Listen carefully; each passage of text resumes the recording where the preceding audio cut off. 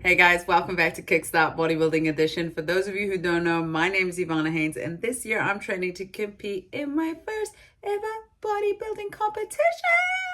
And this podcast is where I share my learnings week by week on the road to stage. For those of you who do know, welcome back. As always, thank you so much for supporting me. I've gotten some really lovely messages from people just being so great and so supportive, and it's just really nice to hear. So thank you. We are 24 weeks out. 24, 6 months, that's it. And I know that seems like a long time, but when I get up every morning, because I have that number written on my whiteboard in my room, and I look at it, I'm like, oh, that is so quick. We got 24 weeks to I get some abs, baby. Just kidding, but I'm not kidding. So we're at episode 4, and this week I've been thinking a lot about perspective. And I've been trying really hard to retrain my brain to look at the hardships of this process as positives. Is that a little bit delusional? Yeah, probably, but I do think that the logic is sound. Bear with me now, okay? Stay with me.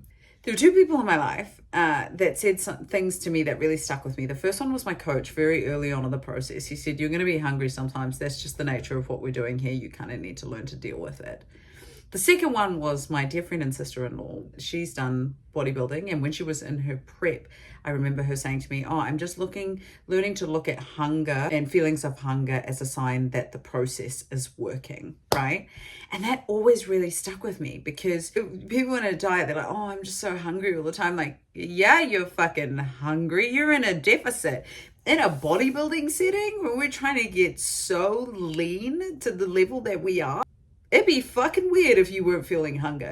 So this week, there were some nights when I went to bed with feelings of hunger, and there were a lot of mornings when I woke up with feelings of hunger. Ordinarily, like when I've dieted before, this is so off-putting. The feeling of hunger, like it's so derailing. Whereas now I'm learning to look at it like, yeah, hunger, the fat is going, the metabolism is working, like things are working as they should. Babe, we are in a calorie deficit. We are trying to get stage lean right now. Like, if I wasn't feeling hunger ever throughout this process, that would be fucking strange, actually. Now, I'm not gonna say that I'm fucking starving all the time, because that's not what's happening. But there are definitely moments, especially on like high output days, like when I've trained really hard, or I've been super active and my step count is like way more than it should be, like that I feel feelings of hunger. I'm just like, there's no more meals left for the day. Guess I'm having sleep for dinner. And now I genuinely look at that. I'm like, yeah, grumble, tummy, grumble. Because things are working as they should. This week I pushed really hard in the gym. Something just took over my mind and was like, you can get more out of every rep. You can go heavier. You can just squeeze this workout for all that it's worth. Naturally, with this kind of attitude and this kind of training this week, I had the most insane DOMs across the board. Like my back, my shoulders, my hammies, my glutes, my quads, literally everything.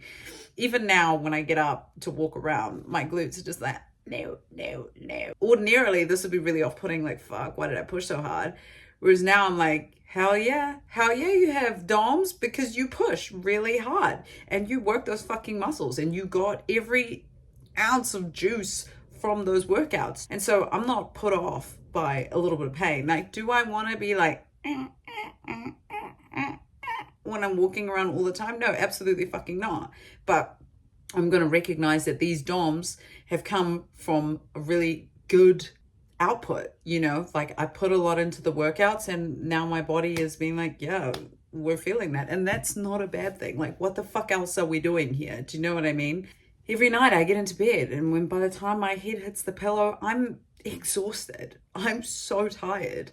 And that's not a bad thing. Like, yeah, I'm tired. I wake up at 3:30. I do strength. I do cardio. I do posing. I go to my 9 to 5, and then I come home and I prep for the next day, and then I do my 5 to 9 side hustles. Then I get into bed and I do that shit all over again. Like, if I wasn't tired by the time my head hit the pillow, that would be fucking strange.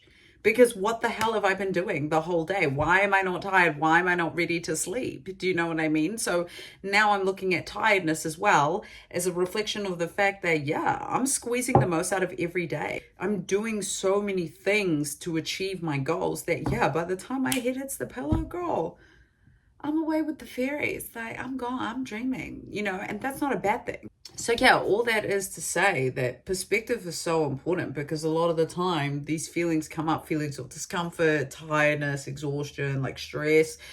I'll just encourage you to think about what is causing these feelings, and is the cause a benefit to you or a detractor from your life? Because if it's a benefit, then then this feeling is probably a necessary part of the process. Do you know what I'm saying? Like, we're in a calorie deficit, we're trying to get stage lean. Like, hunger is part of the package, babe. If you were eating a lot and you weren't fucking training and you were feeling hunger all the time, I'd be like, bit of a problem there. But like, hunger is a part of this process. DOMS is a part of this process. Like, tiredness is a part of this process.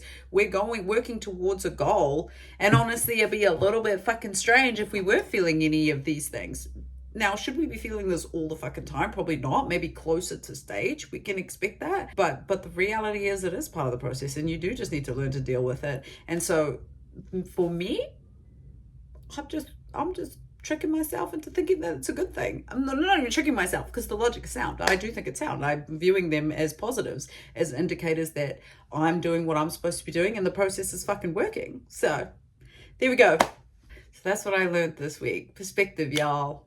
Thanks for joining me. I hope you got something out of this episode, and I hope that you join me next week for episode 5. Oh, it's building up quick. 5. What should I do for episode 10? Pop some champagne and then not fucking drink it, because that's not in my plan.